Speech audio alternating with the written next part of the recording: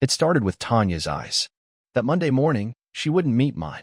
I was pouring my coffee in the kitchen like always, humming a little, thinking about my lesson plans for the day, when she walked in dressed sharply, blazer crisp, heels already clicking like she was late. She looked through me, not at me. "Morning," I said. "Morning," she replied, reaching past me to grab her travel mug. Not even a glance. That wasn't like her. Tanya was always composed. Yes, but never cold. Lately, though, she'd been distant short answers, late nights, secretive texting with her phone flip screen down. I chalked it up to the stress of her job as academic dean over at Brookwood Prep. But this was different. Something wrong? I asked carefully. She didn't answer right away. Just exhaled and said, "I have a lot on my plate. We can talk tonight." Then she walked out the door without even a kiss goodbye. I stood there, still holding my mug. Something in my chest tightened. It felt like a warning, but I shook it off and left for work. I'm Mr. Drew Lawson.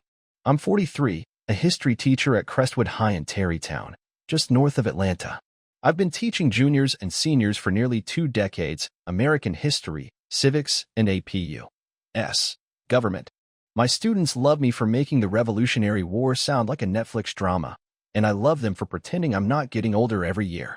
I got to school early that day, before most of the staff, intending to prep for midterm evaluations. The building was quiet, the fluorescent lights in the faculty lounge buzzing softly. I brewed a fresh pot and started sorting through my folders. And then it hit me, like a punch to the chest. Sharp, burning pressure. My vision narrowed. The papers slipped from my hand. My knees buckled. "Mr. Lawson," I heard someone yell as I dropped to the floor. Next thing I knew, Principal Orton was crouched beside me, yelling down the hallway for the nurse. I could barely speak. Just a tight, breathless whisper as the room tilted sideways. The nurse rushed in, took my pulse. "Call 911, she barked. Now, I was rushed to the ER. Sirens blared, but I only remember fragments, the beeping of machines, the fluorescent light streaking overhead, a needle in my arm. They ran blood work, did a toxicology screen. And then the nurse came in and looked at me strangely. "Mr. Lawson," she said, glancing at her clipboard, "were you aware that you've been exposed to a synthetic stimulant?" "Something, designer." "What?" I rasped. "It's a high-concentration chemical compound. Not something that would show up in regular medication. It's usually either ingested or absorbed through skin contact. And it's odd, it's been linked recently to a scandal at Brookwood Prep." I blinked at her. "Brookwood," I said. "That's where my wife works." The nurse nodded slowly. "Yeah, it was all over the faculty health alerts last week. Some sort of party supplement. Looks like vitamins, but it's not." My heart thudded. Hard. My mind raced to that morning. The travel mug. The way she brushed past me. The way she hadn't looked me in the eye. Suddenly I was wide awake, heart pounding not from the drug, but from the sickening weight of suspicion. What the hell was happening in my house? And how the hell did it get into me? I got out of the hospital that evening with a pounding headache and a stack of discharge papers I barely glanced at. The doctors said I was lucky. They'd flushed the drug out quickly, and there were no signs of long-term damage. But my mind wasn't on my body. It was on Tanya. I didn't call her. I didn't text. I just drove home in silence with my jaw clenched so tight my molars ached. The kids were already in their rooms when I walked in. Our daughter Kaylee, 16, was FaceTiming someone in a hoodie and giggling behind a closed door. Our son Marcus, 14, was thudding around upstairs like a herd of elephants, probably trying to find his AirPods. Tanya was in the living room on the couch, laptop open, a glass of red wine balanced on her thigh like it had every right to be there. She looked up, surprised. "Drew? They said they were keeping you overnight." I checked myself out. I tossed my keys in the bowl by the door, watching her. "We need to talk." She closed her laptop slowly, like she knew this was coming. "Okay, what's going on?" I stood there, arms folded. They ran a tox screen. Said I had a designer stimulant in my system. Said it's the same stuff that's been going around Brookwood. Party pills disguised as supplements. Her face went pale. That was my first confirmation. "I didn't," she started, but I cut her off. "Don't lie to me. Not now." Tanya sat back, arms crossed, defensive. "Fine," she said after a second. "Yes, I've heard about it. Some of the younger faculty were using them. It wasn't some big conspiracy, just idiots sneaking things into staff mixers. And what? You just happened to bring that into our house." Her eyes flashed, and her voice turned cold. You're making it sound like I drugged you. Did you leave something out? I pressed. Supplements? Pills? She faltered, then sighed. Yes, maybe. I had a little baggie in my purse. I took one with me to the retreat last weekend. I didn't think. You didn't think, I repeated, stepping closer. And now I've been to the ER because of it. She rubbed her temples. It was one time. We were out at Lake Oconee, a faculty getaway. It got a little wild. I slept with someone. Just once. It was stupid. My stomach turned. I stood completely still. Who? I asked. She hesitated just long enough to tell me it was worse than I thought. Daniel Wright, she said finally. Head of operations. I swallowed hard. The guy you said reminded you of your uncle? I didn't mean for you to find out like this, she whispered, suddenly tearful. I never wanted. Spare me. I walked upstairs without another word. Packed 2 duffel bags. Then knocked on Kaylee's and Marcus's doors. Grab your things, I told them. We're going to Nana and Grandpa's for a few days. They asked questions, but I gave short answers. I didn't want to lay it all on them just yet. I just wanted out. 15 minutes later, we were in the car, the house shrinking in the rearview mirror. Kaylee sniffled quietly in the back seat. Marcus stared straight ahead. I felt numb, betrayed, furious. And underneath all of that, one cold, hard fact was starting to form. If Tanya thought this was just a one-time mistake, she was about to learn otherwise. My parents' porch light clicked on when we pulled in. Dad stepped out onto the stoop, Bible tucked under one arm. Mom followed, wiping her hands on a dish towel. One look at my face, and they knew something was wrong. Come on in, son, Dad said gently. Whatever it is, we'll figure it out. The next morning, I was sitting at my parents' kitchen table, staring into a cup of cold coffee while my dad flipped through his little black address book, the one he never let anyone else touch. You remember Judith Nolan? He asked. Used to come to our church before she moved to Atlanta? Vaguely, I said. Didn't she go into law? Education law. Family law, too. She's sharp. Real sharp. And she owes me a favor or two. I nodded slowly.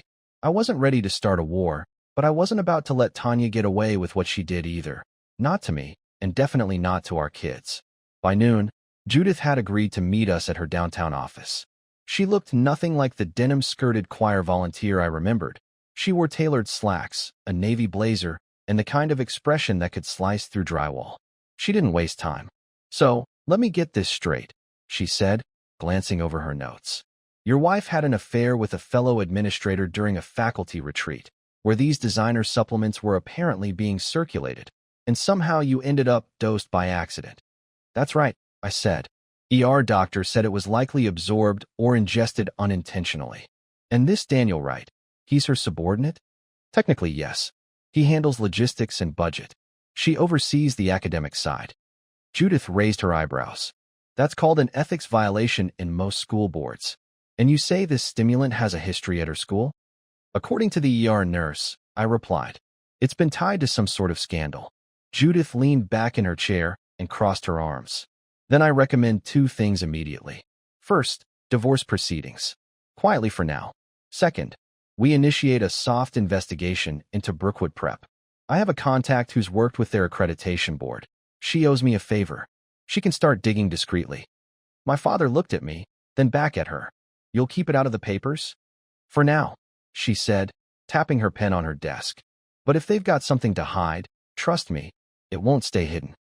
That night, I opened up the old filing cabinet Tanya and I kept in the den. The one with joint bank statements, tax returns, receipts from years back. I figured I'd just gather a few financial records for Judith. Instead, I found something else. A savings account I didn't recognize. The statements were all addressed to Tanya. A local credit union.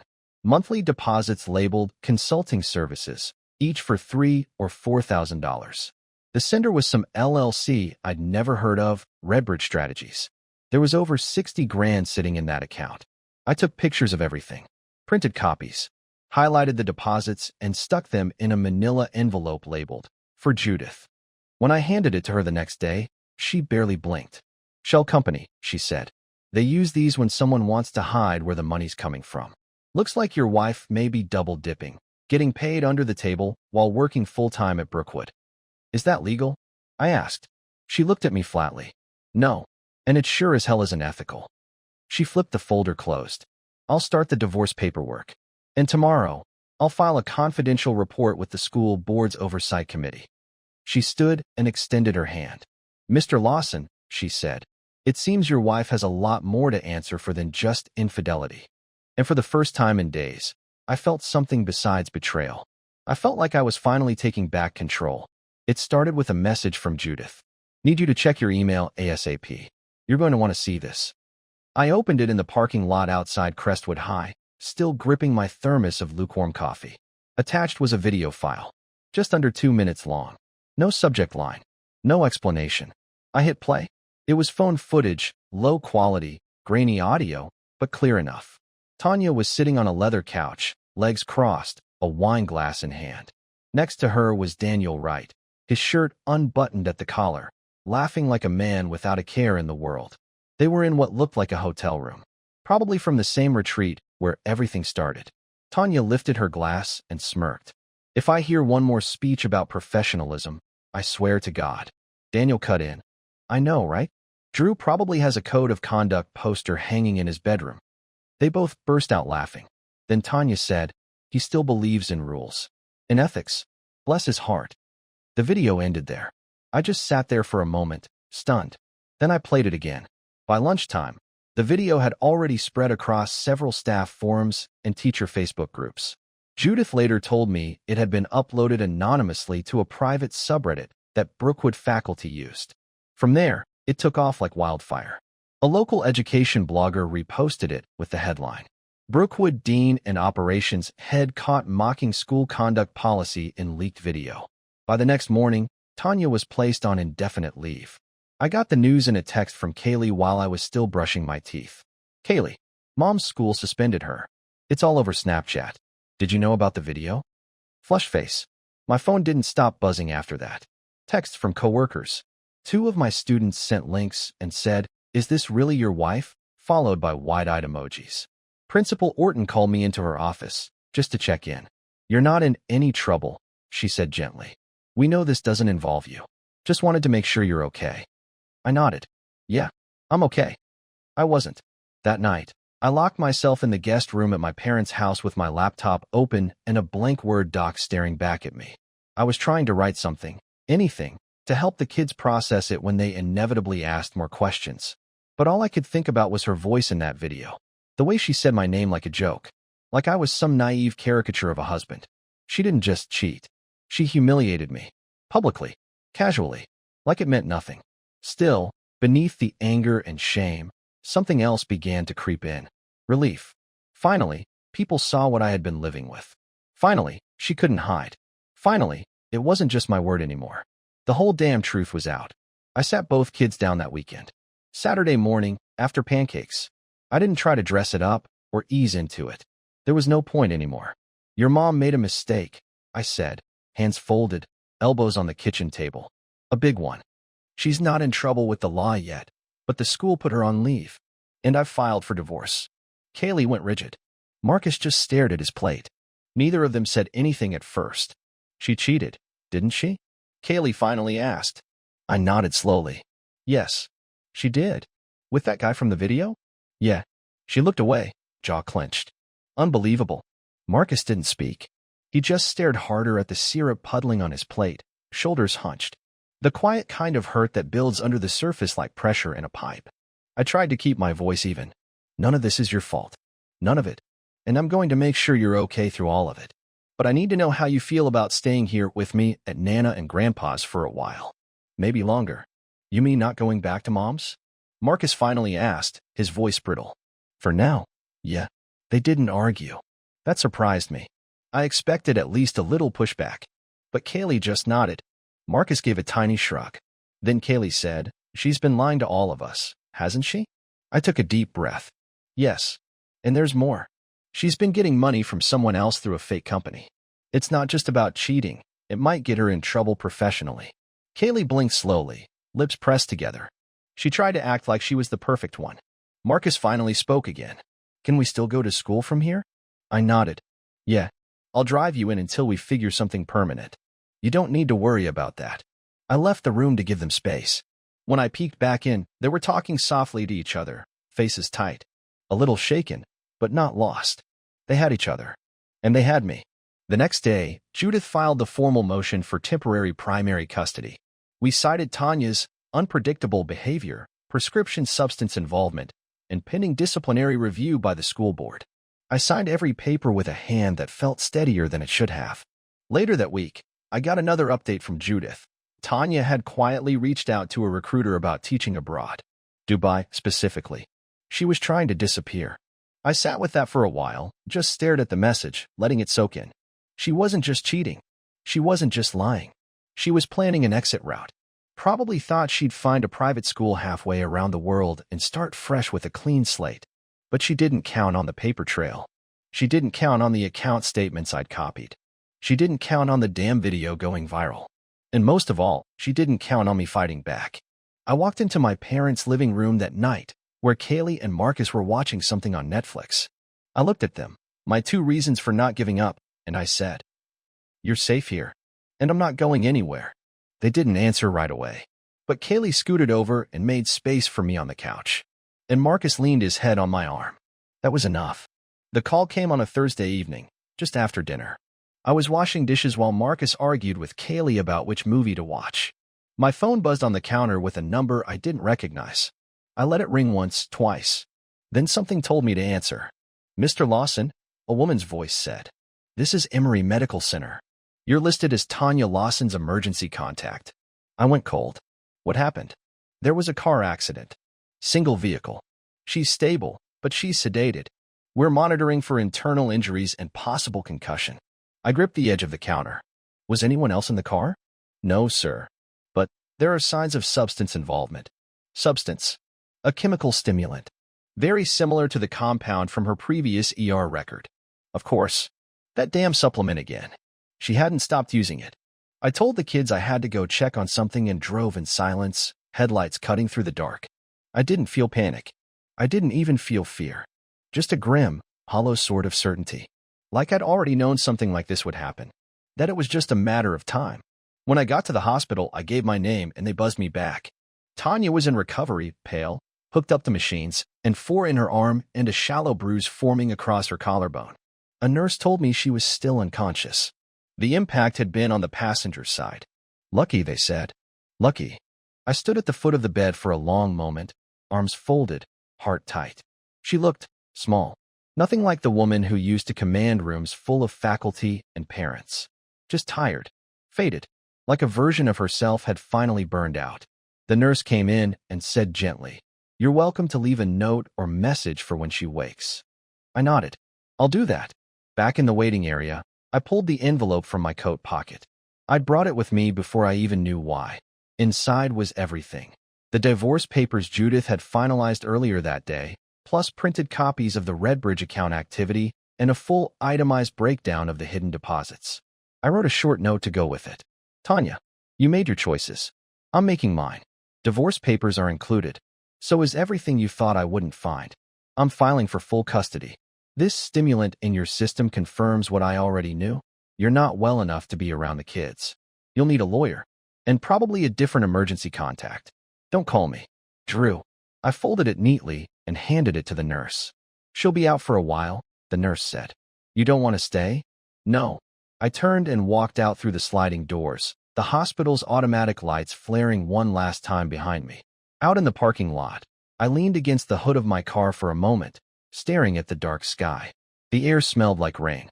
Part of me felt heavy, like I'd just buried something. But another part, deeper, quieter, felt clean, like I'd finally stepped out of a burning house and slammed the door behind me. This wasn't about punishment anymore.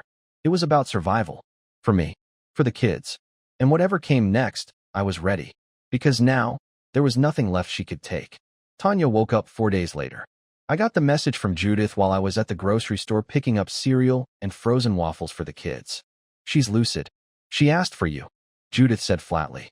"I told the nurse you'd be by." "I won't," I replied, tossing a box of oatmeal into the cart. "But I'll stop by long enough to finish this." Later that afternoon, I walked into her hospital room with the manila folder under my arm.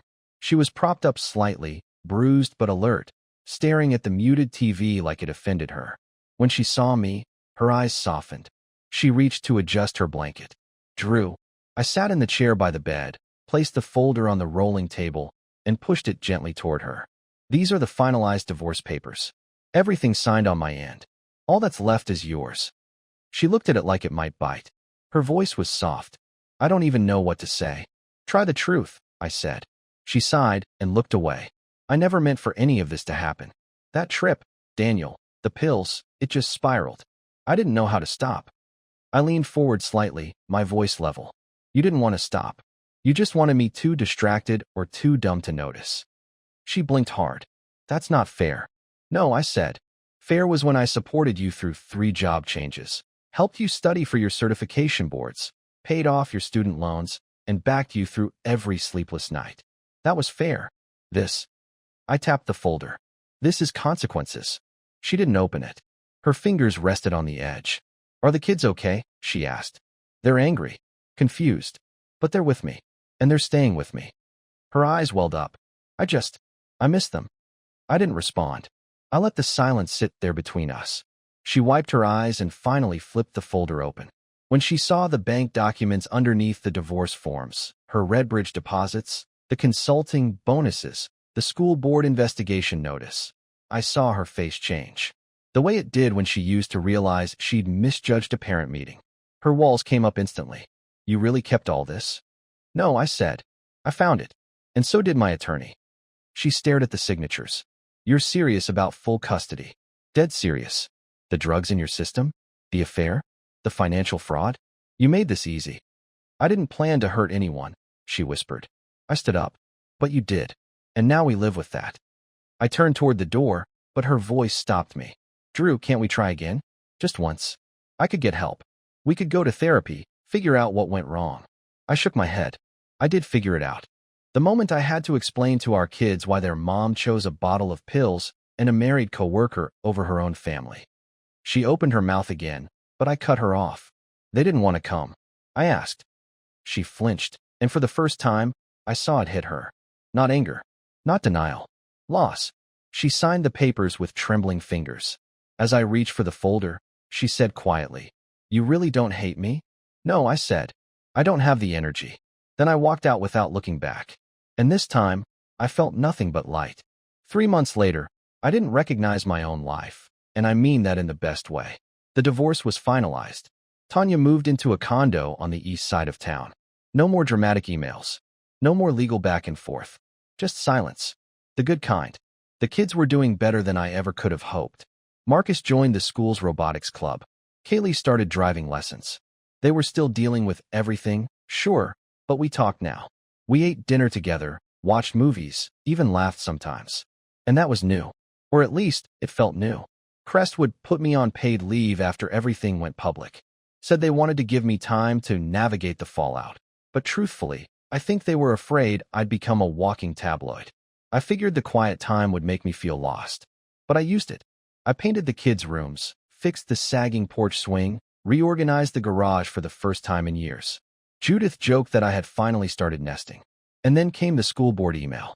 Dear Mr. Lawson, given your integrity and conduct through recent events, we'd like to invite you to chair a new Ethics in Education task force starting next semester. I read the line 3 times. After everything I'd been through, after the ER visit, the affair, the viral video, the courtroom documents, I was finally being asked to lead something again.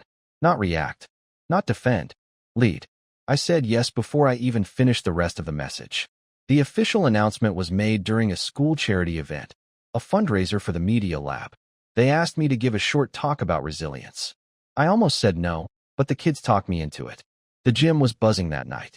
Teachers, students, parents, all mingling around raffle tables and plastic cups of sweet tea. I gave my little speech, kept it light, made a joke about being Crestwood's most Googled staff member, which actually got a few laughs. Afterward, I wandered over to the snack table. That's when I met Evelyn. She was a science teacher from North Ridge Middle, in town for the event because her niece went to Crestwood. Petite, sharp brown eyes, and a ponytail that somehow made her look 10 years younger. She made a joke about the stale cookies. I made one about the punch. We ended up talking for 20 minutes. Then someone asked her a question about weather balloons, and she gave an answer so brilliant. I just stood there smiling like an idiot. Before she left, She handed me her number. "Just in case you ever want to trade ethics lectures for coffee," she said with a smirk. We went out that weekend. One dinner turned into 3, then a movie night, then a walk by the river where she laughed so hard at one of my stories, she had to stop and lean against a bench. For the first time in a long, long while, I didn't feel like a wounded man holding it together for his kids. I felt like me. And maybe, just maybe, I was ready for something good again. Sunday lunch had become a thing. Just me, the kids, and Evelyn, every week, without fail. No pressure, no drama. Just good food, sarcasm, and the kind of peace I hadn't realized I was missing. That afternoon, we were gathered around the dining table, the sun pouring in through the bay windows. Kaylee was trying to teach Evelyn how to play Wordle between bites of chili. Marcus had his phone out, narrating a ridiculous meme in his best dramatic voice. Evelyn leaned back in her chair, laughing so hard she nearly spilled her water. "Okay, I officially changed my vote," she said. "Marcus, you win lunch today." "I always win," he replied, deadpan, not even looking up from his phone. Kaylee grinned. "You only win when Evelyn makes the chili." "Sorry, Dad, hers is better." I gasped, clutching my chest. "ET too, Kaylee?" They all laughed. And just like that, it hit me. This was it. Not a rebound. Not a recovery.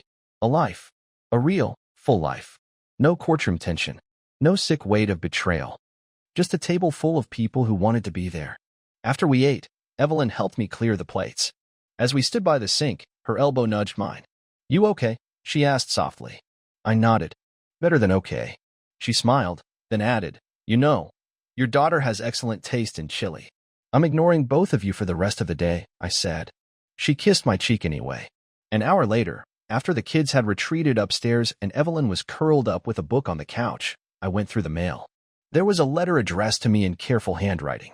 I recognized the return address immediately, Tanya's lawyer. I opened it slowly. Inside was a brief, handwritten note from Tanya. "Drew, I've taken a position in Arizona starting this summer. I'm rebuilding. I'm sober. I'm trying. I'd like to request visitation with the kids during the break, just a few weeks if they're willing. No pressure. No court orders.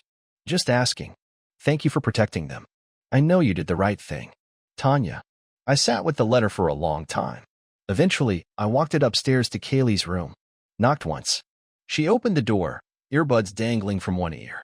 "It's from your mom," I said, holding it out. She read it. Her expression didn't change much. Then she passed it to Marcus. He read it too. Looked at me. "Well?" I asked. Kaylee shrugged. "We'll think about it." And that was enough. I nodded. "Take your time." Then I went back downstairs and sat beside Evelyn, who looked up from her book with a smile. And for the first time in a long, messy chapter of my life, there were no loose ends. Just peace.